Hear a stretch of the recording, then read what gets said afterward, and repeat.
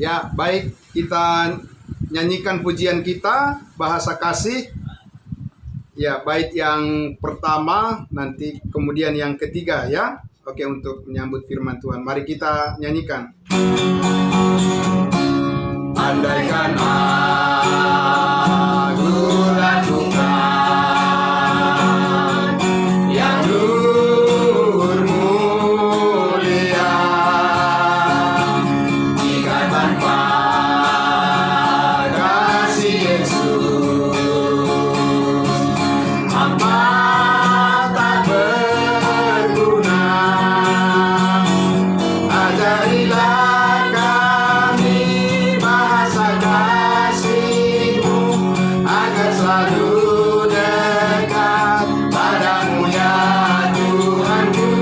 Ajarilah kami bahasa kasih-Mu agar selalu dekat padamu. Andaikan ku persembahkan segala milikku, tapi hanyalah kasih-Mu yang beri bahagia. Ajarilah kami bahasa kasih-Mu agar selalu dekat padamu ya Tuhanku. Ajarilah kami bahasa kasih-Mu agar selalu dekat padamu. Amin. Mari kita berdoa untuk firman Tuhan. Terima kasih Bapa di dalam surga, Bapa yang penuh kasih setia, seperti pujian yang kami lakukan ya Tuhan Yesus, yang kami nyanyikan baru saja ya Bapa, untuk memuliakan nama-Mu ya Bapa. Segala sesuatu apapun yang kami lakukan tanpa kasih Allah, tanpa kasih Kristus, semuanya adalah sia-sia. Tetapi di dalam Kristus yang penuh kasih, hidup kami tidak pernah lagi sia-sia ya Tuhan. Kami akan selalu berbuah dan menjadi pujian bagi nama Tuhan karena kasih karunia-Mu. Terima kasih Bapa, berkati semua jemaat-Mu di Jemaat Gerika Tanjung Priuk ini Tuhan Yesus. Mereka diberkati oleh Tuhan dengan segala berkat surgawi dan selalu dikuatkan untuk memuji memuliakan nama-Mu. Terlebih kami Tuhan diberkati melalui firman Tuhan, dan juga semua yang mengikuti live streaming. Tuhan memberkati mereka semuanya dengan segala berkat yang tercurah dari surga. Semuanya diperlengkapi dan dipenuhi dengan kasih yang luar biasa dari Tuhan. Terima kasih Bapa, kasih-Mu lah yang menjadi andalan kami, dan itulah yang mengikat kami bersatu sekarang dan sampai selama-lamanya. Dalam nama Tuhan Yesus kami berdoa dan bersyukur. Haleluya, amin. Amin. Silakan duduk Bapak Ibu Saudara. Oke, baik. Ya. Bapak Ibu yang kekasih dalam Tuhan Yesus, jemaat kudus Tuhan, hari ini tidak lupa kita mengucap syukur secara khusus kepada Tuhan kita Yesus Kristus, karena di hari yang penuh bahagia ini kita terus diberikan kesempatan untuk bersama-sama dengan Bapak kita, Bapak Saiketu, di mana saya sudah mendengar tadi bahwa hari ini adalah ulang tahun beliau yang ke-83 ya. Puji Tuhan ya. Kita tepuk tangan dulu untuk Bapak kita, panjang umur selalu dan diberikan kekuatan oleh Tuhan ya. Selalu bersama-sama dengan kita, itu adalah anugerah, sungguh anugerah dari Tuhan. Karena hanya Tuhan Yesuslah yang bisa menambahkan usia kita, panjang umur, dan diberikan kita selalu bersama-sama sebagai jemaat kudusnya. Amin ya.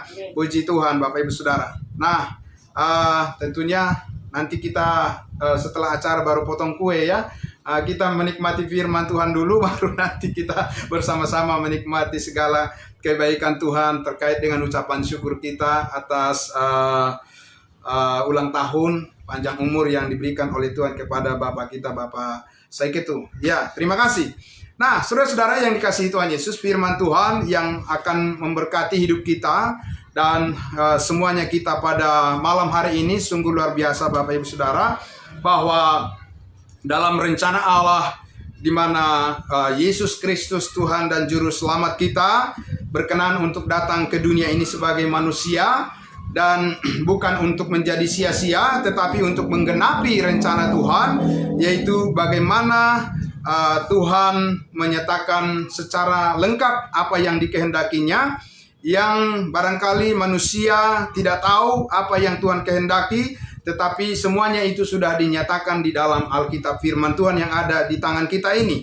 Nah, kita hanya mempelajari saja dan kita menyelidiki saja bahwa semua kehendak Tuhan, rencana Tuhan bagi masa depan kita semuanya yang terbaik, yang luar biasa di dalam Kristus sudah ada di dalam Alkitab firman Tuhan ini. Dan kita sangat bersyukur Bapak Ibu bahwa di dalam firman Tuhan kita selalu dikuatkan dan dimampukan, dan terus kita diberikan semangat untuk menjalani kehidupan kita dan senantiasa diajar, dilatih untuk bersyukur. Nah, Bapak Ibu Saudara yang dikasihi Tuhan Yesus, tema atau pokok pikiran atau sebagai fokus daripada firman Tuhan yang akan saya sampaikan, yang akan saya uraikan, yang akan kita dengarkan bersama pada malam hari ini Bapak Ibu yang dikasihi Tuhan Yesus. Tentang Yesus lahir, janji Allah digenapi, janji Allah tergenapi. Itulah yang akan kita renungkan pada malam hari ini. Dan Bapak Ibu Saudara, saya akan awali pertama-tama untuk menjelaskan kepada kita semua bahwa firman Tuhan tentang kelahiran daripada Yesus Kristus ini, kedatangannya ke dunia ini, itu salah satu dijanjikan oleh Allah kepada Raja Daud, di mana keturunan daripada Daud itu akan memerintah menjadi raja melalui umatnya, ya, melalui umatnya Israel, ya. Dan itulah salah satu faktor yang membuat untuk menyatakan sebagai faktor untuk memperlihatkan bagaimana janji Allah digenapi dengan kelahiran Yesus Kristus, ya, di Bethlehem. Dan saya akan mengajak kita Bapak Ibu Saudara melihatnya dari Lukas pasal 1. Mari kita lihat Lukas pasal 1. Lukas pasal 1. Saya mengajak kita membaca Lukas pasal 1 dari ayatnya yang ke-67, ya. Saya akan membacakan saja, Bapak Ibu Saudara bisa mendengarkan dan mengikutinya, ya. Di atas diberikan judul perikopnya adalah nyanyian pujian Zakaria. Zakaria adalah ayah dari Yohanes Pembaptis, ya. Ayat 67. Dan Zakaria ayahnya penuh dengan Roh Kudus, ya, penuh dengan Roh Kudus, lalu bernubuat, katanya. 68. Terpujilah Tuhan Allah Israel. Jadi perhatikan Bapak Ibu Saudara di situ, ya, ini adalah masa-masa di mana Yesus akan lahir setelah Yohanes Pembaptis mendahului dia lahir, ya. Nah, ini adalah nyanyian pujian syukur daripada Zakaria, ayah daripada Yohanes Pembaptis. Dikatakan, terpujilah Tuhan Allah siapa? Allah Israel, sebab ia melawat umatnya, ya, dan membawa kelepasan baginya, ya.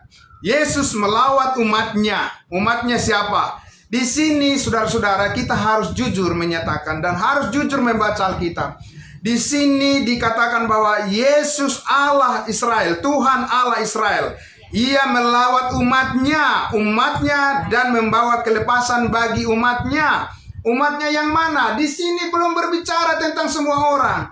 Jadi tidak ada dikatakan di sini bahwa Tuhan Allah semua orang, tidak. Tuhan Allah Israel. Siapa Israel? 12 suku, ya. 12 suku adalah Israel. Kita bukan Israel, Bapak Ibu Saudara. Kita adalah di luar Israel. Kita golongan bangsa lain, ya. Nah, dikatakan melawat umatnya. Ayatnya yang ke-69. Ia menumbuhkan sebuah tanduk bagi keselamatan bagi kita. Di dalam apa? Di dalam keturunan Daud hambanya itu. Kita bukan keturunan Daud. Amin, saudara-saudara. Kita ini punya nenek moyang sendiri. Daud itu adalah keturunan daripada bangsa Israel, suku Yehuda. Ya, kita ini punya suku sendiri. Tidak ada bagian kita di situ, saudara-saudara. Ya, jadi tidak boleh dicampur aduk begitu saja. Langsung tarik begitu saja. Ya kan? Tidak bisa. Kenapa? Karena Allah itu memiliki program yang sangat bagus dan sangat luar biasa sudah ditentukannya, dan kita harus masuk di dalam program yang ditentukannya bagi kita. Amin. Jangan kita mengikuti yang bukan programnya bagi kita. Itu tidak akan pernah bisa menjadi kepenuhan daripada kehendak Tuhan. Tidak bisa. Nah, jadi saudara, di sini kita lihat bahwa dikatakan ya, tanduk keselamatan bagi kita siapa? Bagi kita Israel, ya kan? Dalam keturunan siapa? Daud. Sekali lagi, kita bukan keturunan Daud, saudara-saudara. Yesus yang dijanjikan itu, saudara-saudaraku, sejatinya, ya, ketika dia lahir, saudara-saudaraku, untuk menggenapi janji Allah kepada orang Israel, karena Allah berjanji pada nenek moyang mereka, ya. Allah tidak pernah berjanji kepada nenek moyang kita. Tanya aja kepada nenek moyang kita semua. Tidak pernah ada berjanji, kan? Benar nggak Bapak Ibu? Ya kan? Ada nggak berjanji Allah melalui nabi-nabi kepada nenek moyang kita yang duduk di sini? Nggak ada, kan? Tidak ada. Nah, kita ini hanya dapat kasih karunia. Amin. Itu nanti akan kita lihat, ya. Supaya kita mengerti apa perbedaan kita dengan bangsa Israel itu. Jadi tidak boleh asal ambil saja semuanya. Apa yang dikatakan di firman ini harus dibagi dengan tepat. Amin.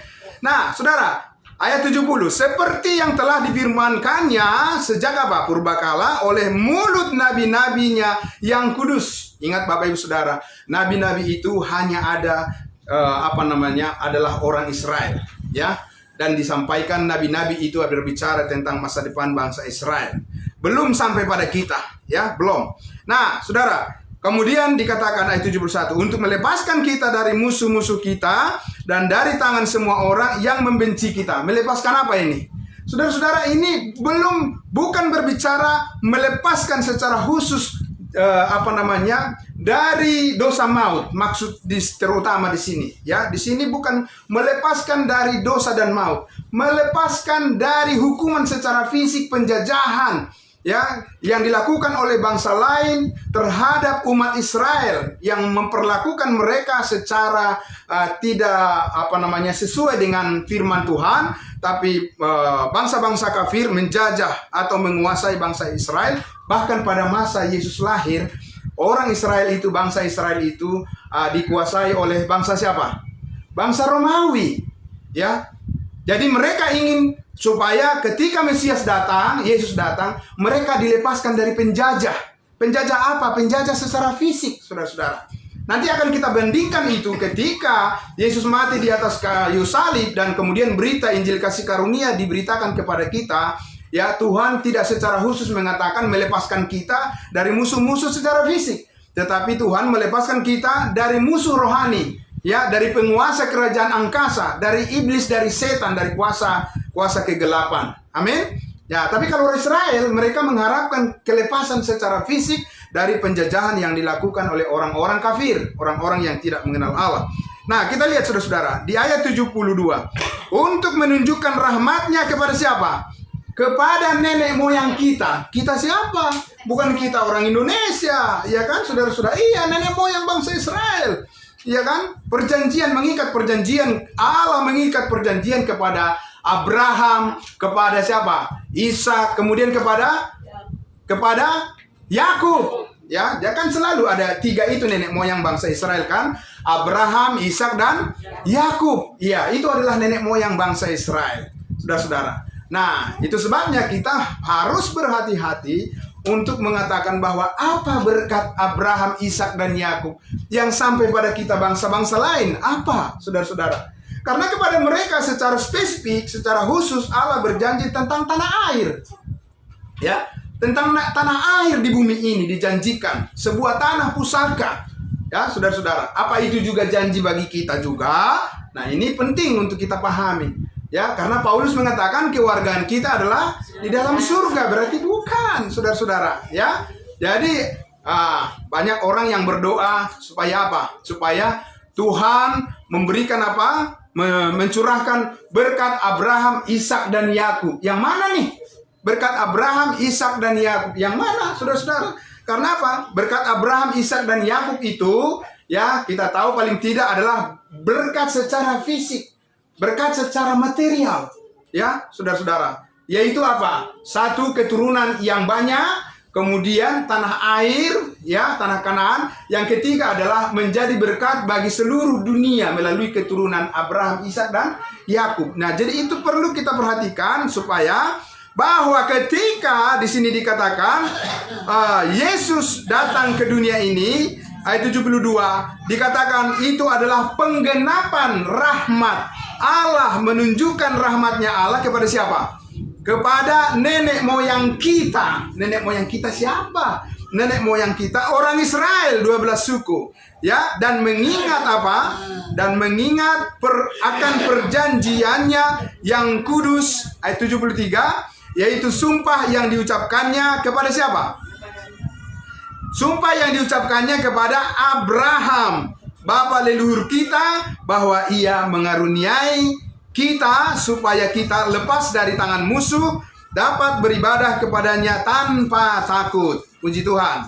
Ayat 75, dalam kekudusan dan kebenaran di hadapannya seumur hidup kita Yahudi, kita orang Israel, dan engkau dikatakan hai anakku, ya, akan disebut Nabi Allah yang Maha Tinggi. Siapa yang disebut di sini Nabi Allah yang Maha Tinggi? Yohanes Pembaptis, ya.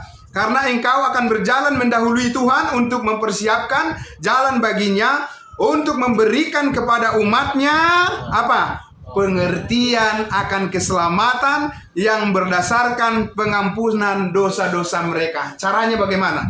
Saudara-saudara, apabila mereka percaya kepada Yesus waktu itu yang adalah Mesias sebagai manusia, dosa mereka diampuni. Amin. Ya, saudara-saudara. Dosa mereka diampuni. Dosa siapa? Dosa orang Israel. Tapi kalau saudara ya melihat bagaimana dosa kita, bangsa lain seluruh dunia diampuni, adalah ketika Yesus naik ke atas kayu salib, saudara-saudara. Kenapa orang Israel bisa diampuni sementara Yesus belum mati di atas kayu salib, tapi mereka bisa diampuni? Itu perjanjian Allah dengan Abraham, Ishak dan Yakub, nenek moyang mereka. Kepada kita tidak ada perjanjian itu, saudara-saudara. Makanya kepada kita kasih karunia Allah lah yang tercurah melalui kematian penumpahan darah Yesus Kristus. Itu adalah start awal. Disitulah fokus, disitulah Allah menyatakan bahwa bukan lagi hanya bangsa Israel yang diampuni oleh Tuhan, tapi seluruh dunia, umat manusia. Amin. Jadi berdasarkan itu kita memperoleh pengampunan. Kalau bangsa Israel itu, saudara-saudara, ketika Yesus lahir, ya kan, itu adalah untuk membawa keselamatan kepada mereka. Itu sebabnya kalau kita lihat ketika orang-orang yang datang kepada Yesus meminta tolong untuk disembuhkan, Yesus berkata apa? Dosamu sudah diampuni. Kok bisa dosa mereka diampuni? Dia belum mati. Iya, bisa. Kenapa? Karena mulai dari perjanjian lama, Yesus sudah menjanjikan pengampunan melalui kelahiran Mesias kepada mereka. Amin. Tapi kepada kita bangsa lain, ya, saudara-saudara, kematiannya, ya, darahnya yang kudus yang tertumpah itu, dari situlah kita beroleh kasih karunia. Amin.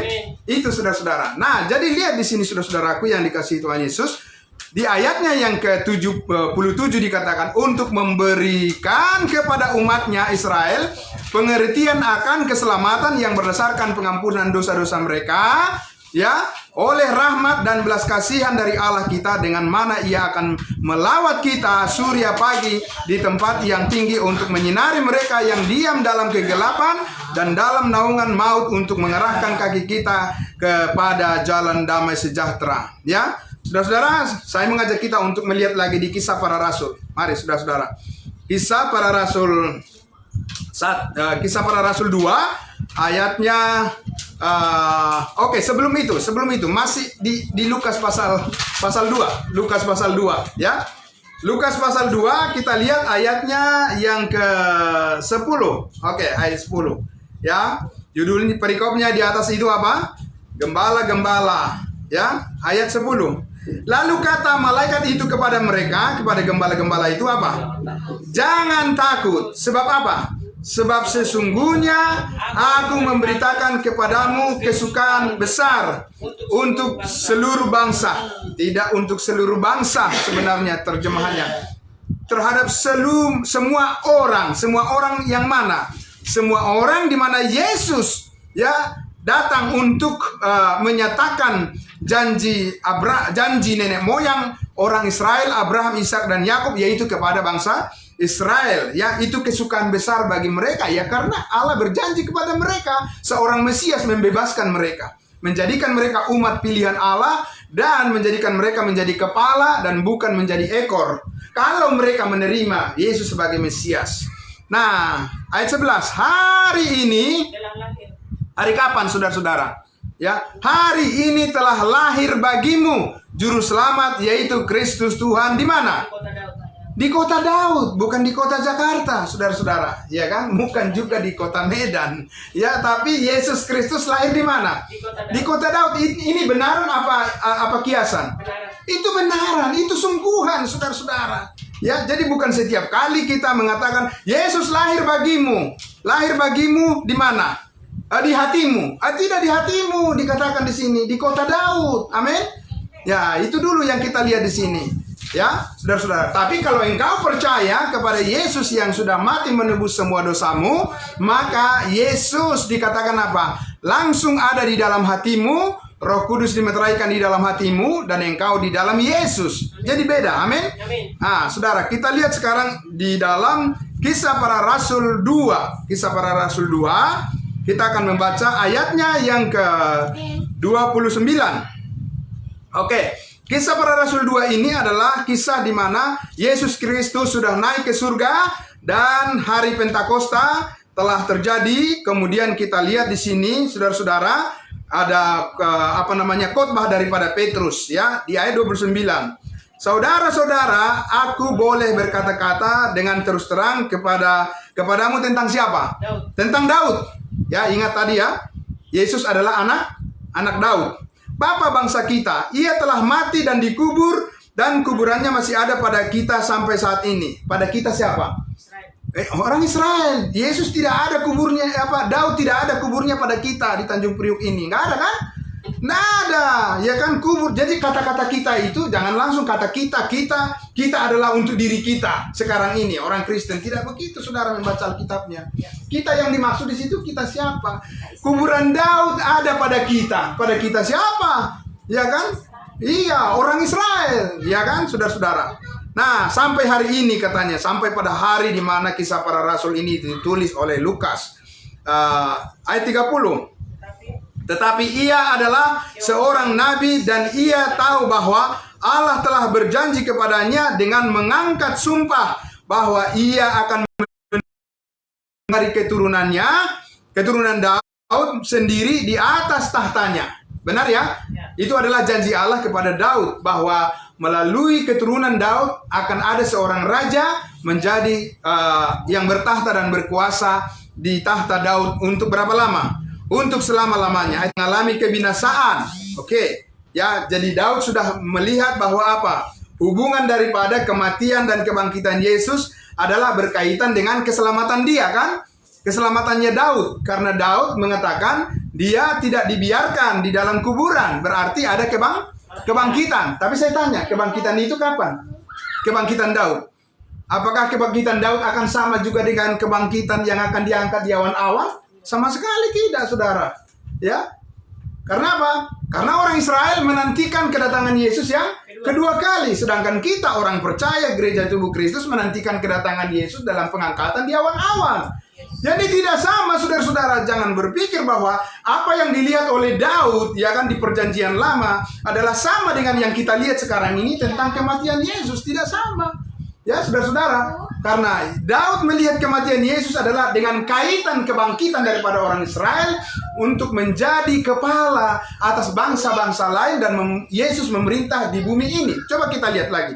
Ya, kita lihat selanjutnya. Di ayatnya yang keberapa? Ayatnya yang ke-30. Ayatnya yang ke-32 dulu. 31 sudah. Ya, ayat 32. Yesus inilah yang dibangkitkan Allah dan tentang hal ini kami semua adalah saksi. Petrus 12 Rasul. Dan sesudah ia ditinggalkan oleh tangan kanan Allah dan menerima Roh Kudus yang dijanjikan itu, maka dicurahkannya apa yang kamu lihat dan dengar di sini, sebab bukan Daud yang naik ke sorga, malahan Daud sendiri berkata apa? Tuhan telah berfirman kepada Tuanku, duduklah di sebelah kananku sampai kubuat musuh-musuhmu menjadi tumpuan kakimu. Saudara, jadi kepada Daud mengatakan apa? Bahwa Allah Bapa berkata kepada anaknya yang tunggal, kepada Mesias Yesus Kristus, duduklah di sebelah kananku sampai kubuat musuh-musuhmu apa? Menjadi tumpuan apa? Menjadi tumpuan kakimu. Ya, saudara-saudara, apakah ini sudah terjadi? Sekarang ini, apakah Yesus sudah duduk di atas tahta Daud? Sekarang ini, saudara-saudara? Oh ya, oke, sekarang kita lihat. Nah, boleh kita lihat dulu, saudara-saudara. Di dalam, mari kita lihat di dalam, kita lihat dulu di ayatnya yang ke-36, ayat 36. Oke, dikatakan di situ bahwa jadi seluruh kaum Israel harus tahu. Ya, perhatikan situ. Seluruh kaum Israel harus tahu. Tidak dikatakan seluruh umat manusia di dunia ini harus tahu, tidak. Seluruh kaum Israel harus tahu dengan pasti bahwa Allah telah membuat Yesus yang kamu salibkan itu. Siapa yang menyalibkan?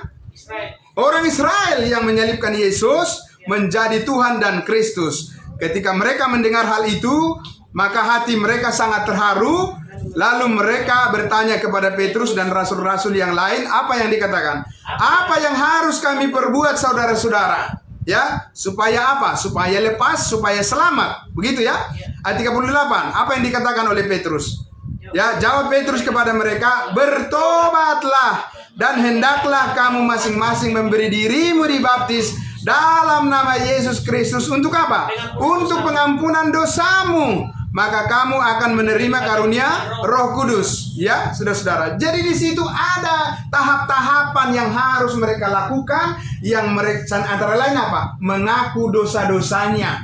Barulah mereka mendapatkan pengampunan. Ya, saudara-saudara, kalau kita bandingkan dengan Injil kasih karunia Allah yang sampai pada kita bangsa lain melalui Rasul Paulus sekarang ini, tidak dikatakan karena kita mengaku dosa-dosa kita maka kita diampuni. Tidak, saudara-saudara. Karena Yesus mati, darahnya tertumpah di Kalvari, di Bukit Golgota, dan kita percaya, langsung dosa kita diampuni. Amin, saudara-saudara. Jadi tidak ada sesuatu yang kita lakukan di situ, hanya Yesus yang melakukannya di kayu salib itu. Maka kita beroleh anugerah, memperoleh kasih karunia itu. Berbeda dengan orang Israel di mana mereka harus bertobat, apalagi mereka harus melakukan sesuatu, membaptis dan lain sebagainya, barulah mereka dapat pengampunan dan menerima karunia Roh Kudus. Baru akan menerima, ya. Kalau kita kan kita sudah menerima, amin.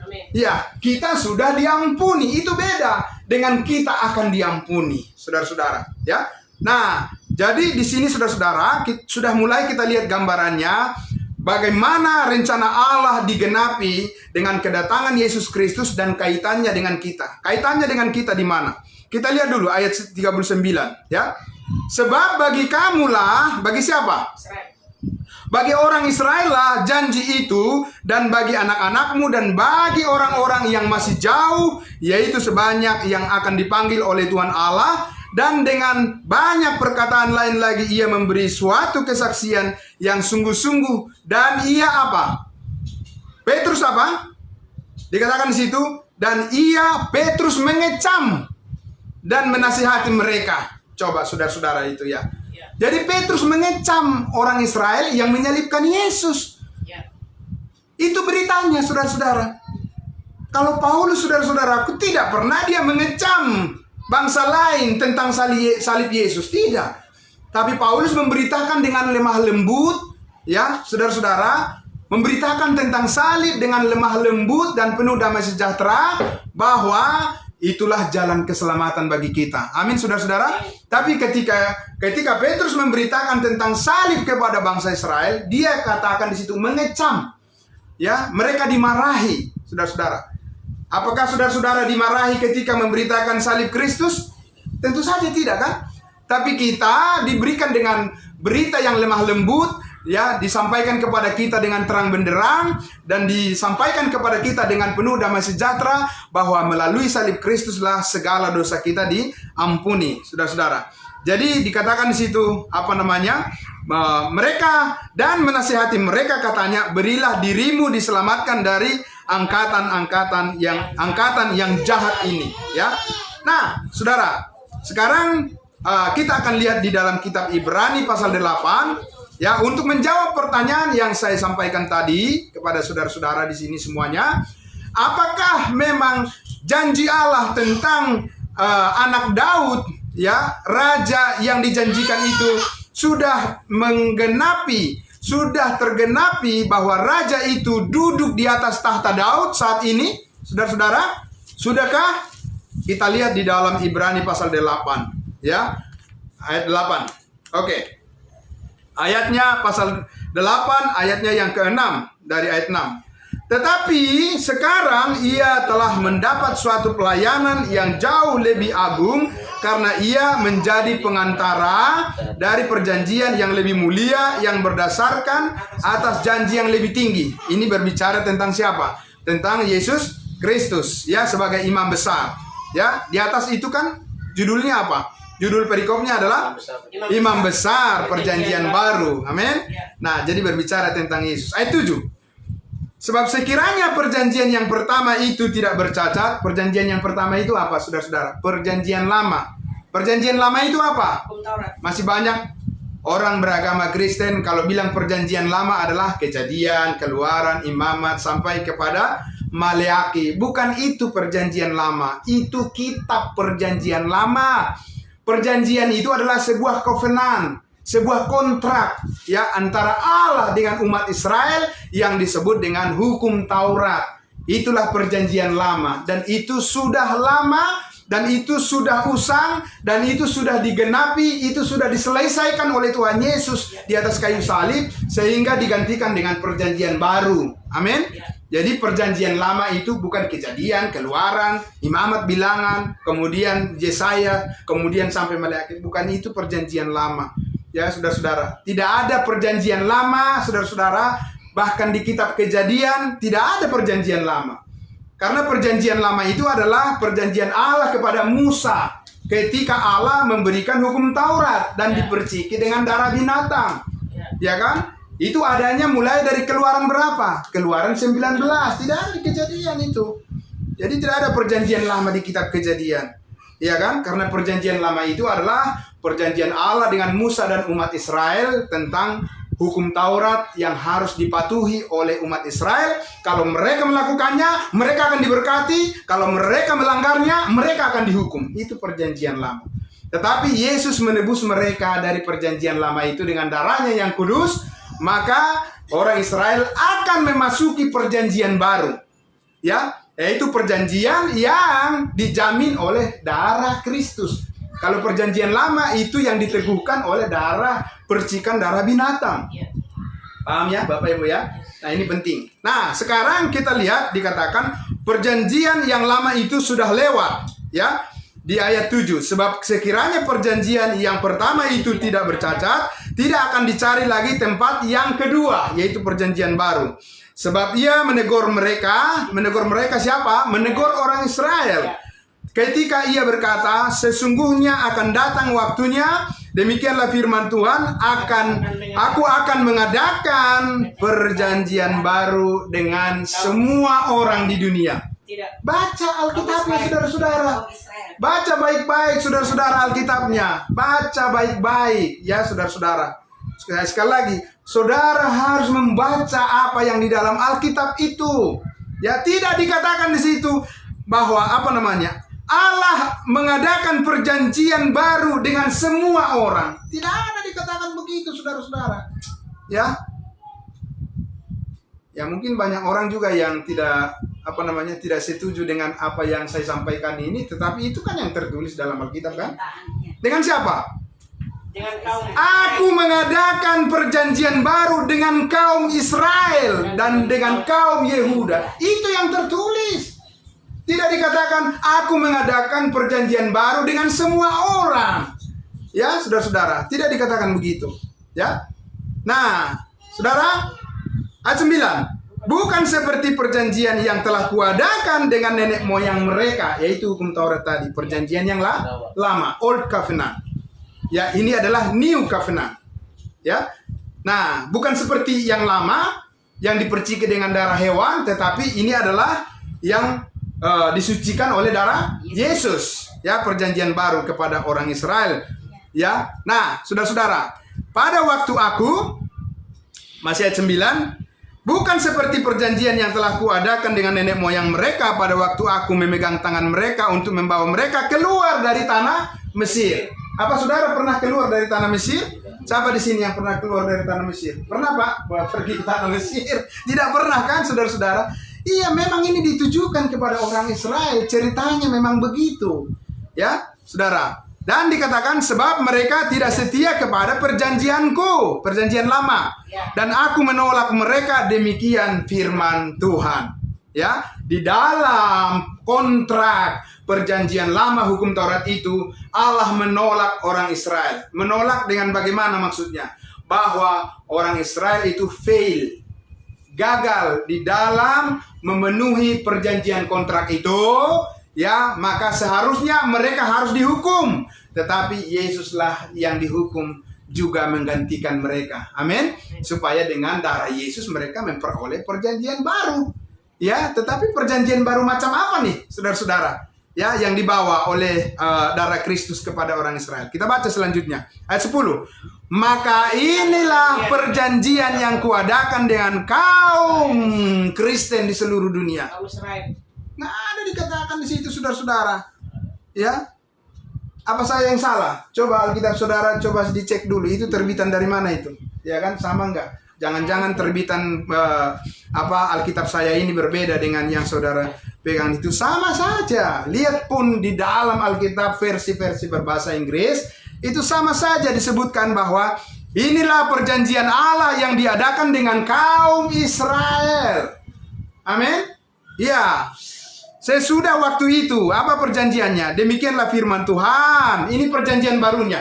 Ini perjanjian baru. Lihat, perhatikan Bapak Ibu Saudara. Ini perjanjian baru. Ayat berapa?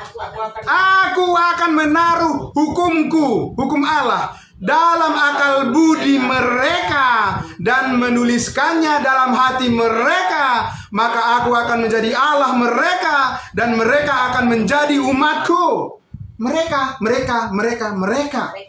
Iya, saudara-saudara, perjanjian baru itu ditujukan kepada mereka, saudara-saudara. Persisnya bagaimana? Seperti apa perjanjian baru kalau kita lihat? Kalau orang Israel sudah diterapkan hukum-hukum perjanjian baru, yaitu di mana hukum Allah dipatri di mana? Di dalam hati mereka, apa yang terjadi? Kita lihat ayat 11. Dan mereka tidak akan mengajar lagi sesama keluarganya. Apa itu saudara sekarang? Apakah saudara sekarang tidak perlu lagi diajar? Oh. Jadi mana perjanjian barunya? Saudara-saudara. Mana perjanjian barunya? Kalau saudara sudah menerima perjanjian baru, saya sebutkan kalau saudara sudah menerima perjanjian baru itu, kenapa saudara masih saling mengajar satu dengan yang lain? Saudara-saudara. Padahal Paulus mengatakan apa? Belajarlah memperhadapkan dirimu berkenan kepada Allah sebagai seorang pekerja yang tidak usah malu membagi firman kebenaran itu dengan tepat. Belajarlah. Sekarang ini justru orang percaya saat ini berkenan kepada Tuhan kalau dia mau belajar firman Tuhan. Amin. Kalau tidak mau belajar firman Tuhan, itu pasti menyimpang pemahamannya dari apa yang direncanakan Tuhan dalam hidup kita, yaitu kasih karunia-Nya. Akan menjadi salah paham tentang anugerah Allah kalau tidak belajar sekarang ini. Tapi kalau orang Israel, saudara-saudara, sudah masuk pada perjanjian baru itu, maka Tuhan menaruh di dalam loh hati mereka seluruh hukum Allah, ya, hukum kerajaannya di dalam hati mereka, sehingga mereka tidak perlu diajar oleh siapapun. Namanya mereka sudah menjadi kerajaan imam. Amin. Mereka sudah menjadi kepala, bukan lagi ekor. Ya, mereka memimpin di dalam segala pengetahuan. Saudara-saudara, apa itu yang terjadi sekarang ini? Apakah orang Israel yang memimpin pengetahuan akan kebenaran sekarang ini, saudara-saudara? Tidak. Orang Israel yang sekarang ini justru malah mayoritas itu sesat. Kenapa sesat? Karena mereka tidak percaya pada Yesus, penumpahan darah Yesus. Amin. Iya. Itulah sebabnya keselamatan saat ini bukan datang dari bangsa Israel sebagai kepala. Amin. Iya, saudara-saudara. Kenapa bisa demikian? Karena mereka menolak Mesias, menolak Yesus. Jadi berkat itu disalihkan kepada kita bangsa lain saat ini tanpa melalui mereka. Bagaimana itu bisa sampai pada kita? Melalui kasih karunia-Nya, yaitu karena kita percaya pada Injil. Amin. Pada berita keselamatan, Yesus mati hapus semua dosa. Siapa yang percaya pasti diselamatkan ke surga. Amin. Tanpa melalui Israel. Tapi suatu saat ketika Yesus datang kedua kali, disitulah Yesus menerapkan perjanjian baru kepada mereka, bahwa ketika Yesus datang, Roh Tuhan akan menanamkan di dalam hati dan pikiran mereka, di dalam loh hati mereka, seluruh hukum-hukum kerajaan itu, dan dengan secara otomatis mereka menjadi orang yang penuh dengan pengetahuan akan kebenaran. Amin. Bukan sekarang. Sekarang orang percaya saat ini kita adalah orang yang bertumbuh di dalam pengetahuan, pengenalan akan Yesus Kristus sebagai Tuhan dan Juru Selamat kita, sebagai kepala gereja, dan kita adalah anggotanya. Amin. Bertumbuh. Orang Israel kalau di perjanjian baru, saudara-saudara, tidak perlu ada pertumbuhan pengetahuan dalam mereka. Karena mereka sudah full, dipenuhi dengan Roh Allah dan semua pengetahuan yang diperlukan bagi mereka untuk mengenal Yesus sebagai Mesias, sebagai Raja, dan seperti apa mereka bertindak melakukan berbagai macam mukjizat dan segala macam kedahsyatan yang dilakukan oleh Allah melalui orang Israel sebagai kerajaan imam. Saudara-saudara, itu penuh. Tidak perlu mereka belajar. Itu yang dikatakan di sini. Itu berarti bukan terjadi sekarang. Karena sekarang ini adalah program Allah untuk kasih karunia-Nya, ya, di mana setiap orang yang percaya beroleh hidup yang kekal dan menjadi anggota tubuh Kristus dan diajar untuk bertumbuh terus mengenali Yesus sebagai Tuhan dan Juru Selamat, sebagai kepala gereja, untuk kita mengerti pengharapan yang kudus yang telah ditetapkan oleh Allah bagi kita sampai kita nanti diangkat ke surga. Amin. Jadi saudara-saudara, kita lihat di ayatnya yang ke-11 tadi. Dikatakan apa? Dan mereka tidak akan mengajar lagi sesama warganya, orang Israel, atau sesama saudaranya dengan mengatakan, kenallah Tuhan. Kenapa? Sebab mereka semua besar kecil akan mengenal aku, mengenal Allah. Secara otomatis. Automatically. Saudara, sekarang ini tidak ada orang bisa secara otomatis mengenal Kristus. Itu harus apa? Iman timbul dari pendengaran. Amin, saudara-saudara. Orang yang rajin membuka telinganya mendengarkan firman Allah, itulah yang memiliki peluang kemungkinan yang terbesar untuk menjadi orang yang beriman. Amin. Dan orang yang menutup telinganya terhadap berita Injil itu adalah orang yang sangat besar kemungkinannya akan binasa kekal. Ya, begitu saudara-saudara. Jadi ini adalah sesuatu yang sangat luar biasa, di mana kepada kita diberitahukan rencana Allah melalui Yesus Kristus itu seperti apa itu sampai pada kita. Itu harus kita mengerti dengan sungguh sehingga kita tahu bersyukur seperti yang Allah inginkan kita bersyukur. Bukan asal bersyukur. Amin, saudara-saudara. Ya kan? Bukan hanya asal bersyukur. Kalau hanya asal bersyukur, saudara-saudara, orang di luar Yesus juga bersyukur, kan? Benar nggak, saudara? Orang yang tidak menyembah Yesus sebagai Tuhan juga, mereka juga bersyukur. Jangan lupa, saudara-saudara, mereka juga tahu bersyukur, kan? Oh iya, bersyukur. Setiap hari mereka bersyukur, setiap minggu, setiap bulan, setiap tahun mereka bersyukur. Persoalannya adalah, apakah rasa syukur itu ada di dalam kehendak Allah, yaitu di dalam Kristus, atau tidak? Amin, saudara. Karena kita tidak mau hidup kita yang singkat ini menjadi sia-sia. Betul? Kita tidak mau apa yang kita lakukan itu adalah sesuatu yang bertentangan dengan apa yang Tuhan rencanakan. Harus selaras dengan kehendak Allah. Amin. Harus selaras dengan program Allah. Harus selaras dengan rencana Tuhan. Itulah yang Allah inginkan bagi kehidupan kita, saudara-saudara. Saudara apa yang dikasihi Tuhan Yesus, sehingga saya mengajak kita untuk melihat di bagian firman Tuhan di Roma pasal 11, ya, sedikit lagi. Roma pasal 11, kita lihat saudara-saudara, yang mengantar kita kepada suatu pertanyaan yang lebih spesifik. Lalu bagaimana cara Tuhan membawa berkat keselamatan itu, membawa berkat surgawi itu, membawa damai sejahtera itu, membawa kebahagiaan itu, membawa sukacita itu kepada kita sekarang ini? Bagaimana cara Allah, Bapak Ibu Saudara-saudara? Ya, saudara-saudara, ini yang dilakukan oleh Allah. Kita lihat di dalam Roma pasal 11 ayatnya yang ke 11, ya, dari ayat 11 dulu. Kita baca. Judul perikop di dalam Roma 11 ayat 11 ini dikatakan apa? Israel tersandung, bangsa-bangsa lain selamat. Haleluya. Puji Tuhan. Amin. Puji Tuhan, apakah berarti maksudnya, oh kita senang orang Israel tersandung? Bukan. Ya kan, orang Israel itu milik Allah. Kita juga harus menghormati mereka. Ya, kita juga harus mendoakan mereka. Sama seperti Paulus. Paulus bilang apa? Aku bahkan mau terkutuk demi keselamatan bangsaku, kata Paulus kan? Nah, kita juga harus mendoakan mereka, bangsa Israel, supaya percaya pada Injil kasih karunia Allah. Tetapi bukan hanya orang Israel saja. Semua bangsa di dunia ini harus kita doakan supaya setiap orang mau percaya kepada penyalipan Yesus Kristus. Amin. Tapi di sini kita mengerti apa yang dikatakan Paulus adalah bahwa Israel tersandung. Apa artinya? Berarti janji Tuhan kepada Daud tadi melalui Yesus Kristus, yaitu melalui keturunan Daud, ya kan, bahwa dunia ini, orang-orang di dunia ini akan terberkati. Bukan itu yang digenapi saat ini, tapi itu ditunda, saudara-saudara. Lalu dari mana kita bisa sampai pada kita berkat keselamatan dan berkat sukacita itu, saudara-saudara? Dikatakan apa? Ayat 11. Maka aku bertanya, adakah mereka tersandung dan harus jatuh? Apakah orang Israel itu, di mana Tuhan berjanji melalui Daud, dari keturunan Daud, bahwa Raja Mesias itu akan menjadikan orang Israel bangsa pilihannya itu akan menjadi berkat seluruh dunia ini? Apakah itu sudah batal? Oh tidak, hanya tertunda saja. Amin, saudara-saudara. Ya, dikatakan Paulus apa? Sekali-kali apa? Tidak, tetapi apa?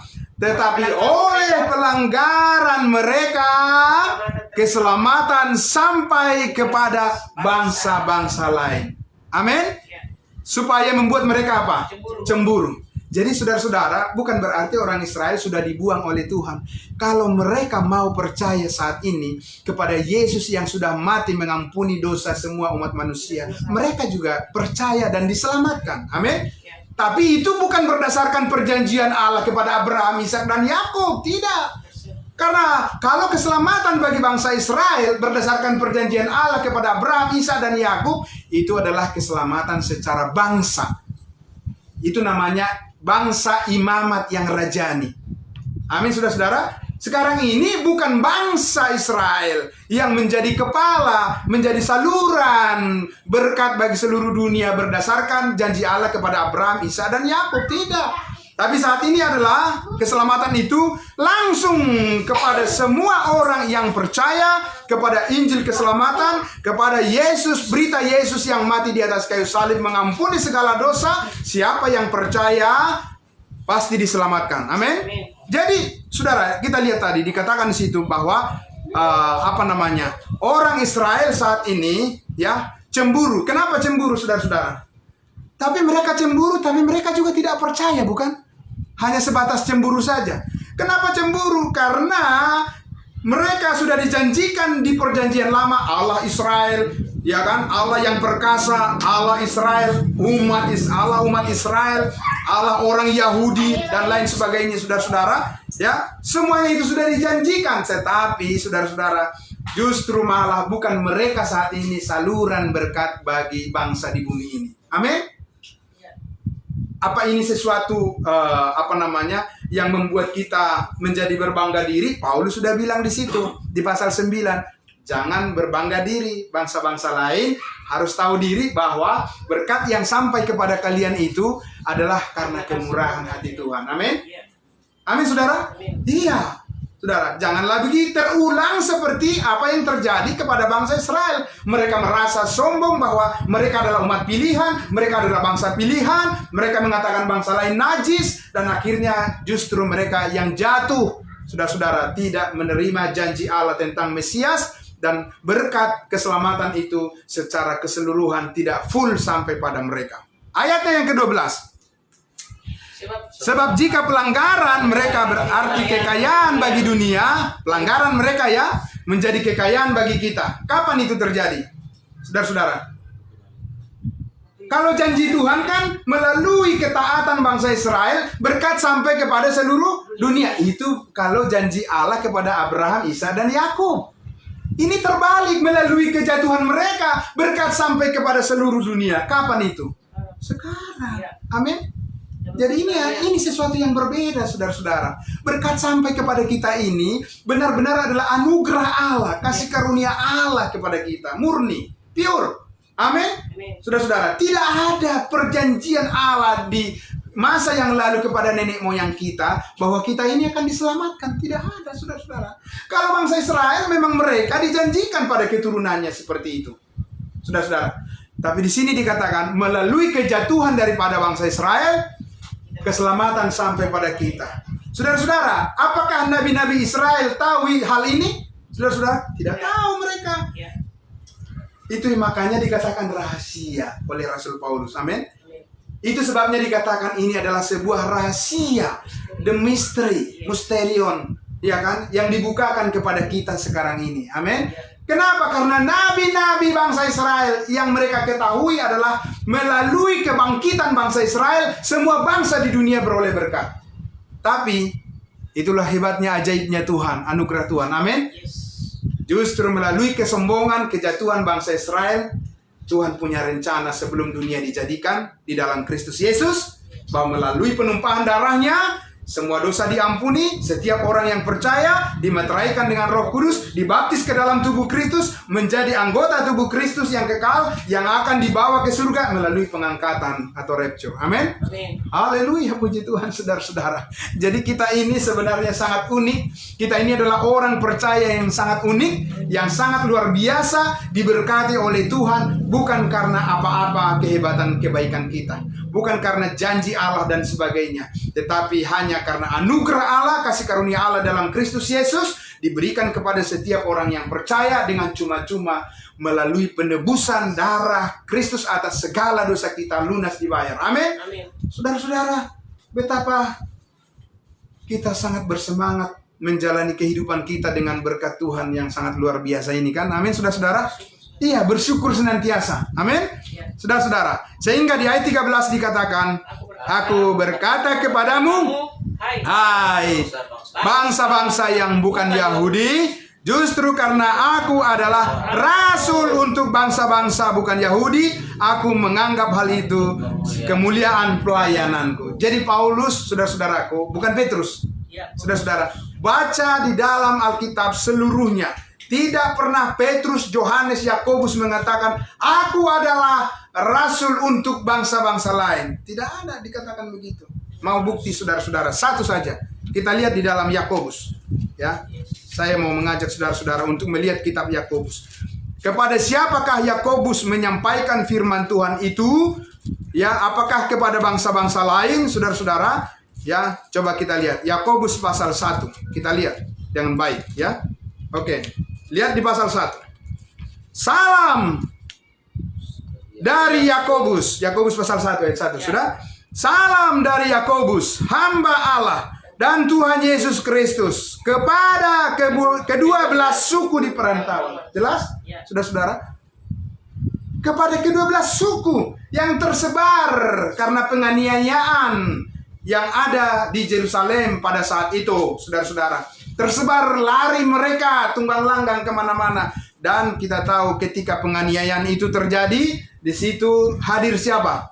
Saulus, yang kemudian menjadi Rasul Paulus. Iya, dialah yang mengadakan penganiayaan sampai membunuh Stefanus pada saat itu. Dan semua orang Israel yang percaya pada saat itu tersebar ke berbagai negara. Lalu Yakobus menulis surat kepada mereka, saudara-saudara. Ya. Tapi Paulus mengatakan, aku adalah rasul bagi bangsa-bangsa lain. Apa signifikannya? Ya, apa keunikannya? Apa keistimewaan Paulus, saudara-saudara, menjadi rasul bagi bangsa lain, saudara-saudaraku? Karena melalui Rasul Paulus lah pemberitaan Injil, ya, Yesus mati menghapus segala dosa, dan siapa yang percaya beroleh hidup yang kekal, dimeteraikan dengan Roh Kudus. Amin, saudara-saudara. Saudara-saudara yang dikasihi Tuhan Yesus, saya akan mengajak kita membaca ayat yang terakhir, ya, saudara-saudara. Mari kita lihat di Efesus pasal 1. Efesus pasal 1, saudara-saudara, kita baca Efesus pasal 1. Kita membaca ayatnya yang ketiga, ya, yang ketiga. Oke, kita baca sama-sama. Terpujilah Allah dan Bapa Tuhan kita Yesus Kristus, yang dalam Kristus telah mengaruniakan kepada kita. Siapa kita di sini, saudara-saudara? Orang Israel? Tidak, saudara-saudara. Ini adalah orang percaya dari bangsa-bangsa lain. Dari mana kita tahu? Saudara-saudara, dari mana kita tahu? Dari Efesus 2 ayat 11 dan 12. Apa dikatakan? Karena itu ingatlah bahwa kamu dahulu sebagai orang-orang bukan Yahudi. Amin. Ya, jelas kan? Ini bukan untuk orang Yahudi. Ini adalah untuk orang-orang kita, bangsa-bangsa bukan Yahudi. Ayat 12. Ya, bahwa waktu itu kamu tanpa Kristus tidak termasuk kewargaan Israel dan tidak mendapat bagian dalam ketentuan-ketentuan yang dijanjikan Allah, tanpa pengharapan dan tanpa Allah di dalam dunia. Itulah kita apa? Dulu. Ayat 13. Tetapi sekarang di dalam Kristus Yesus, kamu yang dahulu jauh sudah menjadi dekat oleh darah Kristus. Amin. Bukan oleh perjanjian. Sudah jelas Bapak Ibu Saudara, ya? Sudah jelas, saudara. Kenapa, saudara? Karena perjanjian itu menjanjikan berkat apa tadi? Perjanjian Allah kepada Abraham, Ishak, dan Yakub memberikan perjanjian itu menjanjikan apa tadi? Berupa apa? Berupa berkat secara apa? Secara jasmani, secara duniawi, saudara-saudara. Aku dijanjikan Allah bahwa tanah Kanaan itu adalah berlimpah susu dan madu. Amin. Iya, saudara-saudara. Bahwa kepada Israel itu dijanjikan tanah pusaka, yaitu Yerusalem. Ya kan? Bahwa mereka dijanjikan kerajaannya di bumi ini. Lalu kepada saudara dan saya dijanjikan apa? Ya, ayatnya yang ketiga. Terpujilah Allah dan Bapa Tuhan kita Yesus Kristus, yang dalam Kristus telah mengaruniakan kepada kita segala berkat rohani di dalam surga. Amin. Saudara yang dikasihi Tuhan Yesus, yang paling bernilai dan yang tak ternilai sudah terlebih dahulu dikaruniakan kepada saudara dan saya karena iman kita kepada Yesus Kristus. Amin. Lah, saudara, rugi kita kalau masih stres kita di dunia ini, bukan? Benar nggak, saudara? Rugi kita, saudara-saudara, kalau kita masih merasa terlalu susah di dunia ini. Kenapa, saudara-saudara? Karena kepada kita sudah diberikan oleh Tuhan yang paling top, istilahnya, begitu ya kan? Amin? Yang paling bernilai dari semuanya, saudara-saudaraku, yaitu segala berkat rohani yang ada di dalam surga. Jadi karena itu, saudara-saudara yang dikasihi Tuhan Yesus, kalau Tuhan sudah memberikan yang terbaik kepada kita, saudara-saudara, karena itulah kita harus yakin bahwa Tuhan tidak akan pernah membiarkan kita sendirian, atau tidak akan membiarkan kita terlantar kita hidup di dunia ini. Amin, saudara. Tidak mungkin Tuhan menelantarkan kita, saudara-saudara. Kenapa? Sedangkan sekali lagi, yang terbaik saja sudah Tuhan berikan kepada kita, apalagi hal-hal yang sementara di dunia ini. Saudara lihat harapan kita yang lebih baik. Amin. Amin, saudara. Harapan kita yang jauh lebih baik telah Tuhan nyatakan di dalam firman-Nya. Saudara-saudara, terpujilah Tuhan kita Yesus Kristus. Karena itulah kita di malam hari ini, jemaat kudusnya Tuhan, orang-orang percayanya Tuhan, maka benarlah apa yang dikatakan oleh Rasul Paulus kepada jemaat kudusnya Tuhan. Dikatakan di dalam kitab Tesalonika, ia katakan, mengucap syukurlah dalam segala hal. Amin, saudara. Dapatkah saudara mengucap syukur di akhir tahun ini? Di awal tahun? Di pertengahan tahun, saudara-saudara, setiap hari, setiap saat, Tuhan memampukan kita. Ingat sekali lagi, saudara-saudara, Tuhan memampukan kita untuk mengucap syukur. Bukan karena kita hebat, bukan karena kita kuat luar biasa, tidak. Tapi kita dikuatkan, amin. Dikuatkan, kita orang lemah pada dasarnya. Tapi karena ada roh Tuhan, Roh Kudus dimeteraikan di dalam hati kita, maka kita sanggup, disanggupkan oleh Roh Kudus untuk mengucap syukur senantiasa. Amin, saudara. Betapa indahnya firman Tuhan setiap kali kita mendengarkannya, Bapak Ibu Saudara. Dan ini adalah merupakan berkat yang luar biasa untuk kita sampaikan kepada keluarga kita, ya, supaya kita tetap teguh, bersemangat, saudara-saudaraku, dan siap untuk menghadapi tantangan apapun dengan penyerahan diri yang sungguh kepada Tuhan. Ingatlah bahwa Tuhan sudah menyediakan yang terbaik bagi kita semuanya. Amin. Amin. Mari kita berdoa. Terima kasih Bapa di dalam surga. Inilah ucapan syukur kami Tuhan Yesus. Inilah rasa hormat dan terima kasih kami kepadamu Bapa di dalam surga. Engkau Yesus Kristus yang sudah datang ke dunia, menjadi manusia sama seperti kami. Dan bahkan Engkau Tuhan rela mati disalibkan di Bukit Kalvari, mengorbankan tubuhmu dan darahmu dicurahkan. Bukan karena Engkau bersalah, tetapi kamilah yang bersalah. Tetapi supaya kami bisa dibenarkan, dapat dibenarkan di dalam kuasa darah Kristus, kami beroleh pengampunan segala dosa, dan kami ditebus dan lunas dibayar, sehingga kami menjadi milik Tuhan selama-lamanya, dan tidak ada yang dapat merebut kami dan memisahkan kami dari kasih Allah yang ada di dalam Kristus Yesus.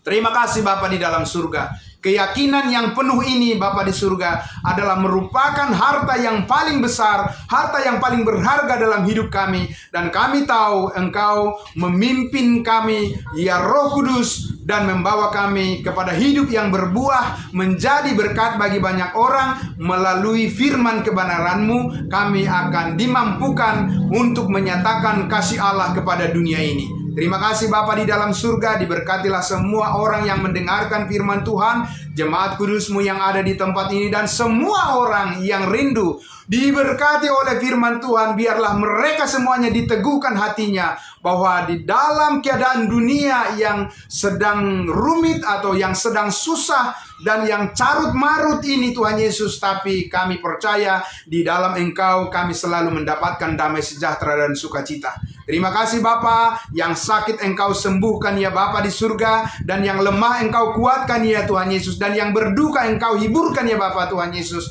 Dan kami percaya hanya kepadamu kami bersandar untuk selama-lamanya. Di dalam Yesus Kristus kami berdoa dan bersyukur kepadamu Tuhan Allah Bapa kami di dalam surga. Terpujilah Engkau selama-lamanya. Haleluya. Amin. Terima kasih. Tuhan Yesus memberkati. Ya, terima kasih. Oke. Ya, saya serahkan kembali ke Pak Victor untuk membawa kita dalam pujian kita selanjutnya. Tuhan Yesus memberkati. Ya.